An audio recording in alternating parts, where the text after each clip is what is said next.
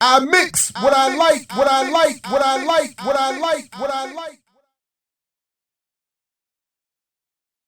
So let's move on now. And running late. Our next guest is from Morgan State University. He's a professor there, Dr. Jared A. Ball. Dr. Ball, good morning. Good morning. Greetings. And since you're the first time we're having you on here, we're cool. Just give us a thumbnail sketch of your background.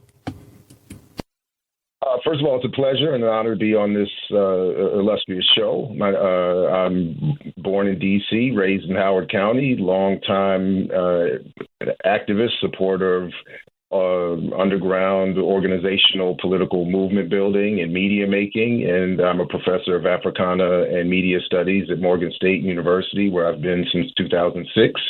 And for more, anybody can find out about all my work at imixwhatilike.org. All right. And you wrote a book that's the title is just when I saw it, I'm like, what is the title? The Myth and the Propaganda of Black Buying Power. And the subtitle, Media, Race, and Economics. First of all, the title. How did you come up with a title? Well, the title it's more than, 10 plus, maybe 15 years in the making and just thinking about my time in activist spaces primarily.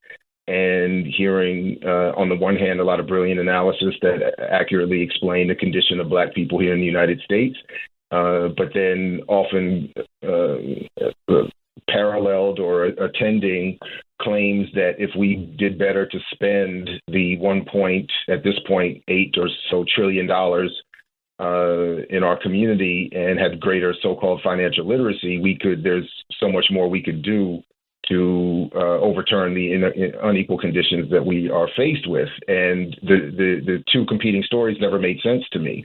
And then when I looked into the history of the claim and the broader claim around the mythology around Black capitalism, and found where buying power fits as a subset of that, and found where the claims are coming from and how they circulate, it became clear that this is not an issue of economics. It is more of an issue of myth making and propaganda. So that's ultimately where the title comes from.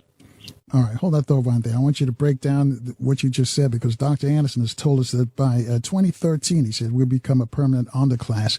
And last time I spoke to him, he says, yeah, we're there. We're right there now. We're a permanent underclass. I want you to find out if you agree with it.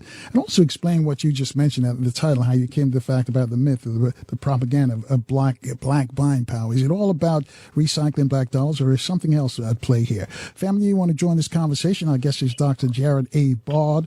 He works out at Morgan State University, and also he's got a great book out. That's the title of his book. We'll be back in 4 minutes, though, right here at 14 after the top of the hour in Baltimore on 1010 WOLB. If you're in the DMV, you're on FM 95.9 and AM 1450 WOL, where information is power.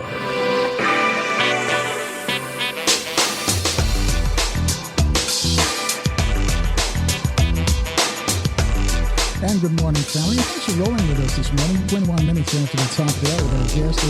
He's a professor of Africana and Media Studies over at Morgan. His name is Dr. Jared A. Ball.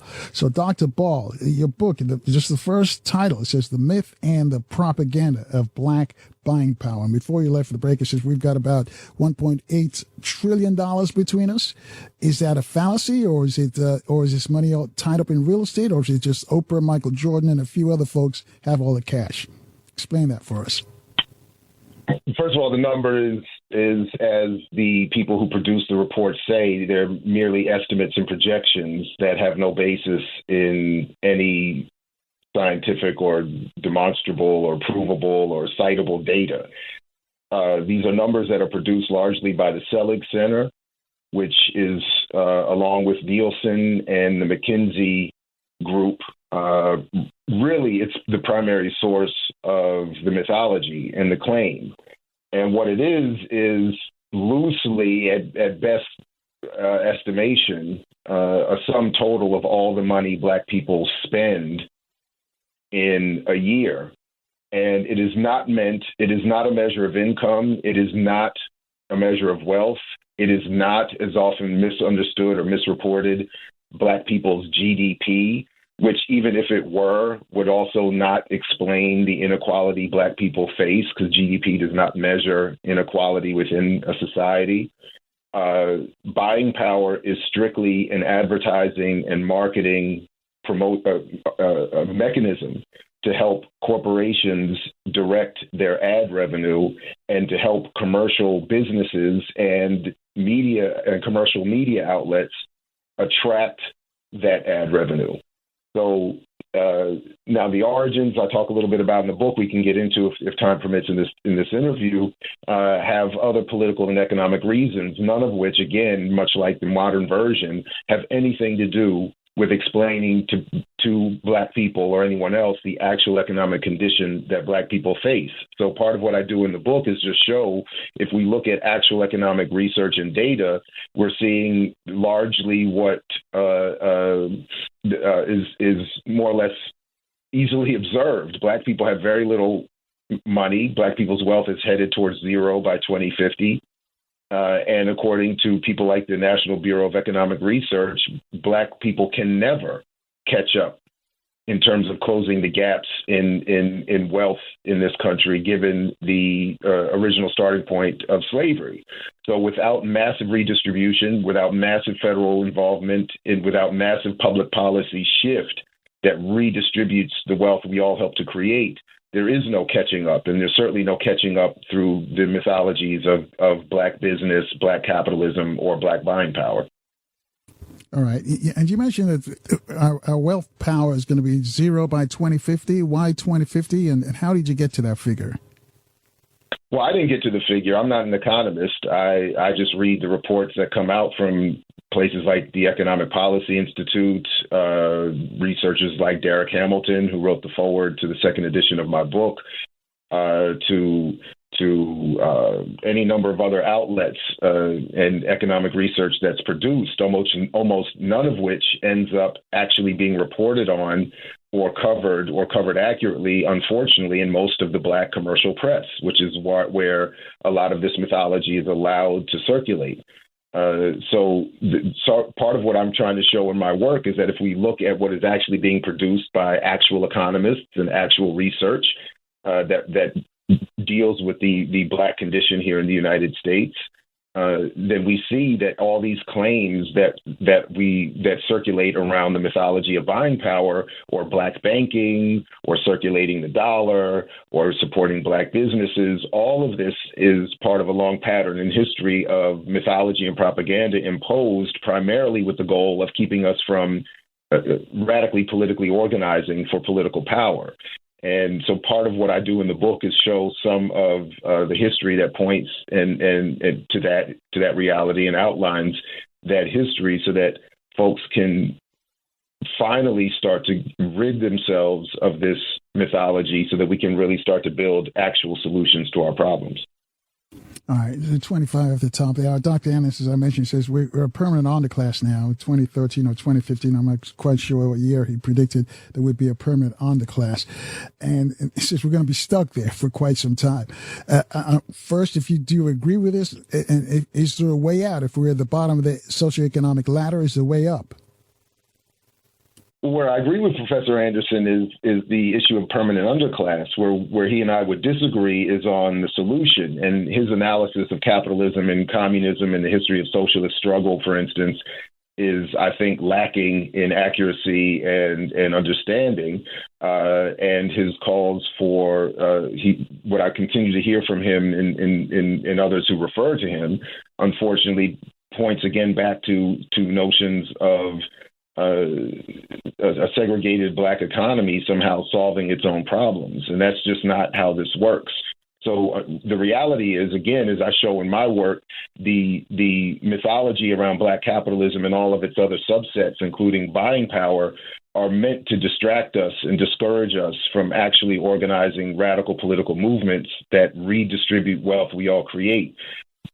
So we have to, I think, recognize that and struggle on that basis. Our goal should be to join political organizations, make them more radical, make them more threatening in terms of destabilizing power and the current maldistribution, as Dr. Anderson correctly isolates, wealth that we all help to create. And we need to have a better understanding of how the economy works, what capitalism is, how it actually functions, and how it is has a social component to it that involves a lot of message making and narrative construction. And that's in part where I hope to help out. All right. Is this a call for reparations then, or is it something broader? For me, it's even bigger than that. I mean, reparations, depending on how it's defined and who's leading the call, I think is often insufficient. It's not big enough. So as I start to pay more attention to the fact that we help to create roughly $150 trillion in private personal wealth in this country every year, and about 400 to 500 trillion in personal private wealth around the world every year that largely 1% of the population controls. My question is, why are we fighting over pennies in reparations, or arguing over circulating our dollar or supporting our business? We've already created more than enough wealth to solve the economic and material conditions and problems for everyone on the planet. That should be our focus. We've already done it. The wealth is already there. It just needs to be redistributed through a proper public policy platform. And that's where I think we should be focused. Yeah. 29 after the top. Hey, just joined us, family. I guess it's Dr. Jared Ball. He's from Morgan State University. He's the professor of Africana Media Studies over there at Morgan. And he's written a book. This was grabbed my eye. The title of the book, The Myth and the Propaganda of Black Buying Power, Media, Race, and Economics. All right, Dr. Ball, what route should we take then to move us from the bottom of the socioeconomic ladder? What should we be doing now? Well, again, I mean, one of the things that we have to do is get rid of some of the mythologies around how the economy works.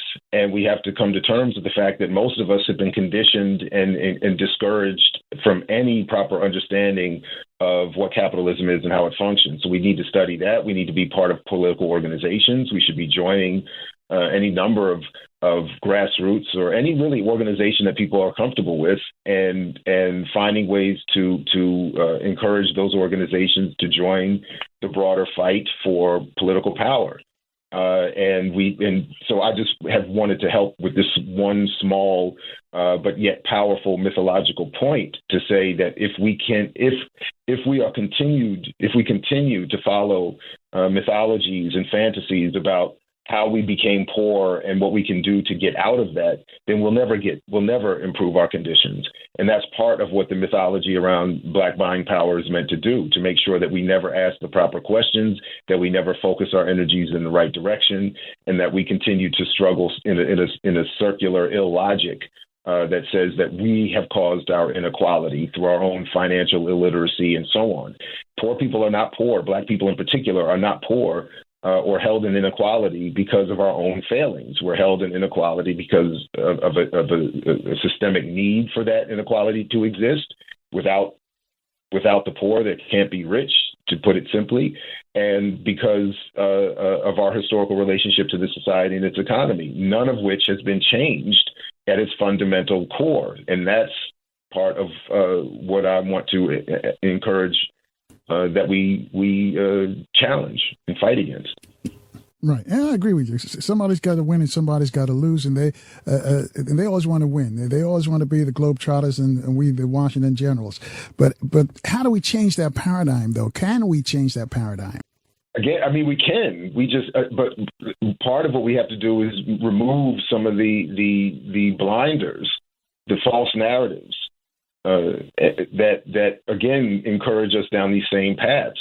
We have shown historically, in fact, one of the issues that I raise and try to raise at least a little bit is that part of where this mythology is developed is in response historically to the great amount of effort that we have put forward. That the need for the mythology around redirecting Black energy to the safe confines of fantasies of business, banking, and circulating dollars is in response to the threat posed by radical movements of all kinds, from Dr. King's form to Malcolm X's form to Assata Shakur's form to Sophia Bakari's form, and all other formations have been seen as threatening to those in power. And when they cannot use assassination or imprisonment or exile, as is the case, of course, with Assad, they resort to the tactic of narrative creation and establishment. And so this is where, for me personally, the beauty, so to speak, of being able to combine research and a background in both Africana and media studies comes into play, because the accurate, actual history of mass communication research in the United States has been always about counterinsurgency and suppression of radical ideas and thoughts and movements, and the construction of identities and narratives and mythologies that are meant to help those in power rule. And this is just one little subset of that broader goal. And so I don't claim to have one simple solution or path to freedom, so to speak. That's a more complicated discussion and fight that has to occur once we get rid of a lot of these more powerful and popular mythologies. All right. Hold that thought right there. When we come back, tell us, once we get rid of all these myths, what's the formula that's going to set us financially free? Family, you want to join this conversation with Dr. Ball? Reach out to us at 800-450-7876. We'll take your phone calls in 4 minutes at 26 away from the top of the hour, right here in Baltimore on 1010 WOLB. Also in the DMV, we're on FM 95.9 and AM 1450 WOL, where information is power.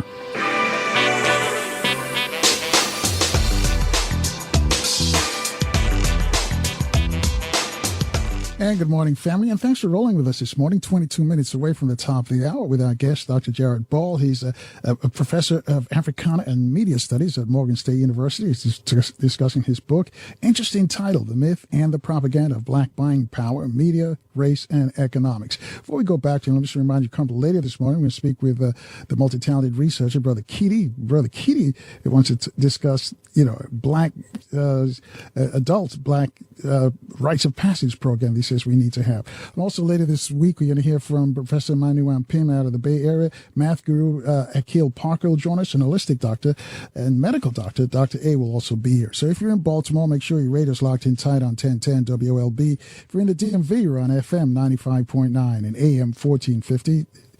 WOL, where information is power. So, Dr. Ball, back to the solutions now again, because is this something that we can do, or do we have to? I'm trying to figure out how individually or as a group we can change this paradigm.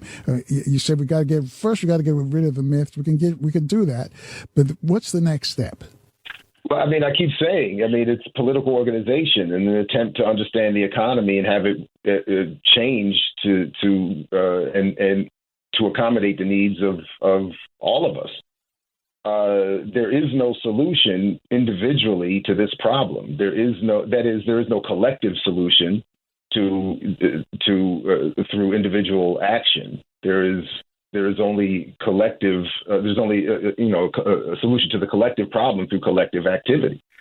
So that's absolutely what is necessary. There is no, again, I keep saying there is no, and this is usually where people become frustrated with my argument, because they want to be told something relatively simple and easy, because that's what we've been conditioned and encouraged through severe repetition of incredibly harmful mythology around how the economy actually works. So we're constantly being told to save and be more responsible and more financially literate, and to start our own business and to support Black business, all of which is fine, none of which will ever be a solution to the collective inequality imposed on Black people by an economic, social, and colonial relationship to this society. So that's the trick bag. The work of commitment, grassroots struggle, moving differently from the way our corporate and commercial overlords would prefer that we move, whether it's in terms of voting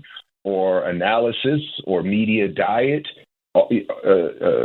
where we put our energy after our difficult work day and week. All of that is required, and shifts need to be made there. And those of us who claim to know better have to do better in building organizations that are more welcoming of more people, and we have to be willing to not only produce but consume media and analysis that is not supported, again, by an advertising community, which dominates our media landscape, and encourages us to build these movements and political organizations. That's the difficult, but the vague and difficult response that is required. But again, people, there is an important step necessary, I think, that involves some political education, some real financial literacy, which is an assessment and critique of capitalism and how it works, and that has to occur, and that's in part what I've wanted my work to help do. I've been in activist spaces for 30 years, and the prevalence of this kind of mythology is inhibiting. It's a problem. It blocks people it locks us into common behavior and what we think are solutions that are in fact not. And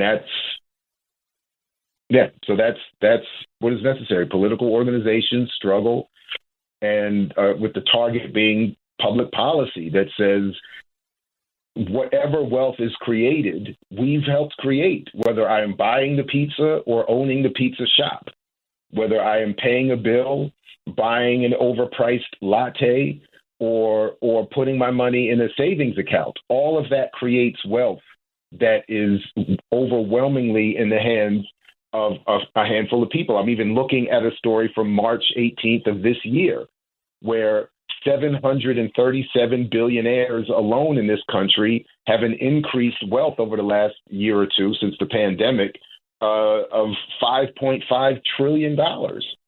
That's 700 people have $5 trillion. So 700 people in this country by themselves with wealth we have all helped create have enough money to solve all of the inequality in this country and likely in the world. It says reports say $20 billion alone solves all of the houselessness crisis in this country. And we have 700 people with $5 trillion by themselves. This is absurd. We should be infuriated by that kind of inequality instead of being enamored by it and desirous of it. And that's in part what I'm advocating for. All right. And we got a bunch of folks who want to talk to you, Dr. Ball. So let's get to them. 800-450-7876. Money Mike's up first. He's calling from Baltimore. He's on line one. Money Mike, you're on with Dr. Ball. Oh, Dr. Ball, can y'all hear me? Yes. Good morning. Okay. Good morning, Dr. Ball. We may come out of this, but I don't believe we're going to come out of it in our lifetime. Let me tell you a couple reasons why. There would be civil unrest in this country if the majority population, and I'm talking about white people, felt that blacks, African Americans, people of color, got the upper hand. I think there would be anarchy in America if they felt. That's what I believe that Make America Great Again is about. It's about whites feeling that this country has betrayed them. It's left them behind. They have to take menial jobs on. They have to exist on food stamps, on the social programs that were given to make blacks not feel better, but to get a leg up. And we don't control the media. We don't control the internet, which most of the people in this country get their news from. Most people don't even understand the scope of 700 people owning $5 trillion in their daily lives. So I don't see us coming together because there's no mechanism for us to come together. Carl, I think I've said to you, I hate to be the bearer of bad news, but in my understanding of money is every individual needs to strive for economic independence or to alleviate some of the stresses that come from not having money within their own families. Because collectively, I don't believe we're going to do it. We don't have one mechanism, Dr. Ball. How are we going to? Well, let's give him a chance to respond, Mike, because we've got a bunch of folks who want to talk to him as well. But okay, sounds good. All right, all right. Thanks, Mike. Dr. Ball, does Mike have a point? He absolutely has a point. Although I disagree. We absolutely do have a mechanism, and that is political organization and social movement making. So yes, he's right. White people will be upset if we struggle for power and equality. Absolutely, they'll be upset. Absolutely, there will be a struggle. That's in part what we're dealing with right now. But where I entirely disagree with the brother is in this idea that we can individually attain some sort of, I think he said, economic independence. That's the fantasy that is imposed on us. There is no such thing as economic independence, and we should not encourage that we all work independently for our own individual and familial concerns, because that's what makes sure that the rest of us continues to suffer. We have to think collectively, and we have to think about redistribution of the wealth and the power that exists currently.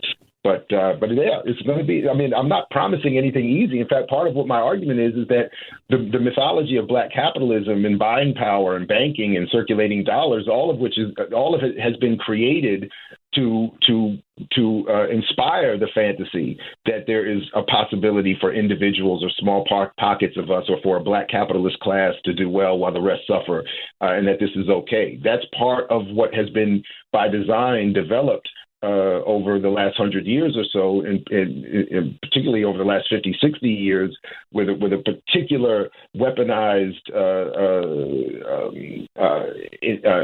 intent to make sure that we don't consider radical political organization anymore, because historically that's been the only path we've had. All right, hold that thought right there. I got some more people who want to speak with you at 12 away from the top of the hour. Tyrone's also in Baltimore. He's on line 3. Tyrone, you're on with Dr. Ball. Is Tyrone there on line 3? Yeah, can you hear me? I can hear you now. Go ahead. Can you hear me? Yeah, go ahead. Go ahead. I'm sorry. Okay, so I was wanting to tell the doctor that I agree with him 200%, because I've always known that what he's saying to be the case. But as a matter of fact, Dr. King, according to Rosa Parks, she said that the reason they killed Martin was because he started focusing on economics. And if you study Dr. King, you understand that he was all about economics. That's what a boycott was. It was economic. It was economic. It was an economic sanction on your business because you weren't acting right. And if you know about the March on Washington for Jobs and Freedom, guess what? They take the jobs and freedom out of it every time we speak.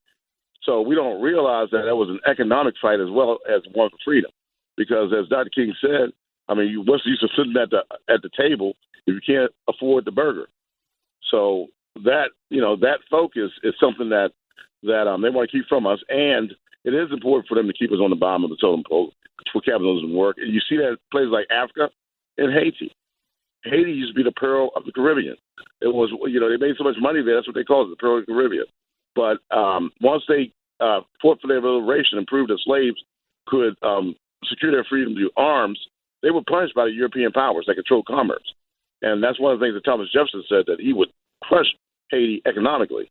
So we got to understand that, like the doctor was saying, there's reasons why we're poor, and it's not always because it's just us. That's what we've been tricked to believe, so we can accept our condition.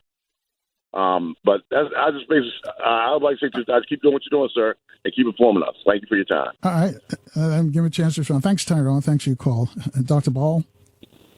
No, thank you very much. And Tyrone is right in many things. For instance, first of all, as I've argued for a long time, Dr. King is the most known and least understood figure in human history, second maybe only to the historical Jesus Christ, maybe. That's one quick point. Another point would be that what is often misunderstood about the March on Washington in 1963 is the response from the state. William Sullivan, working for J. Edgar Hoover, said immediately, right then and there, people often encouraged to think of that speech that he gave, I Have a Dream, as soft. But William Sullivan said that speech made Dr. King the greatest threat in turning the Negro to communism and bringing the black struggle into league and in solidarity with the still new at the time Cuban Revolution. So from that point, from immediately, although he had already been under surveillance, Dr. King was seen as a tremendous threat in having Black people raise serious questions about how capitalism works. He said in Chaos or Community, where do we go from here, Chaos or Community, his last full-length book, Dr. King said explicitly, there is no such thing as buying Black and banking. He calls it out. And he says that there has to be a massive government federal intervention in redistribution of wealth if we want to end the poverty and inequality that Black people suffer. And then finally, Brother Tyrone mentioned the issue of Haiti, which is intimately connected with the struggle here in Black America. For those who are unaware, one good source for that is a brand new documentary coming out. We just interviewed him on our platform, Brother Alan Martin, and a great documentary. If you haven't had him on your show, you should. It's called The Forgotten Occupation. And if anybody wants all of the details and more into what Tyrone was mentioning in terms of this country's relationship, Thomas Jefferson and more, that documentary is brilliant in unearthing why Haiti is held in the conditions it's held today. And it has everything to do with why we're held in the condition we're held ourselves. So all great points from Brother Tyrone, and I appreciate the call and his support. All right, we're coming up on a break, but we got callers in from Illinois, Toronto, Ontario. Got questions for you. Let's go to JP in Illinois. JP, pose your question real quick for Dr. Ball. Yeah, real quick. How you doing, Dr. Ball? I read about what's that? The Kensington, was that the Kensington report? It was talking about, it take us 300 years to catch up, Black America. So my question is to you is, what part of the consumerism or capitalism that we should be focused on, or we are not clearly understanding? Because, like you said, we don't get how the mechanism works. Can you speak more about that part? All right. Sure. I'll tell you what, Dr. Ball. Dr. Ball, wait till we come back from the break. JP in Illinois, thank you for your call, but we got to take a short break. When we come back, Dr. Ball will answer JP's question about the economy. Family, reach out to us at 800-450-7876. We're back in 4 minutes right here in Baltimore on 1010 WOLB. If you're in the DMV, we're rolling on FM 95.9 and AM 1450 WOL, where information is power.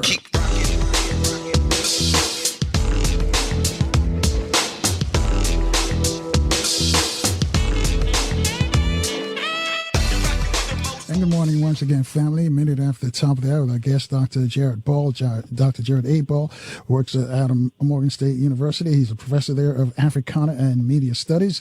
We're discussing his book, and we're racing the clock. And got a bunch of folks got a question for you, but we got Brother Keedy on deck. But Dr. Ball, I'm going to let you respond to JP's question, and then we'll take one more call for you.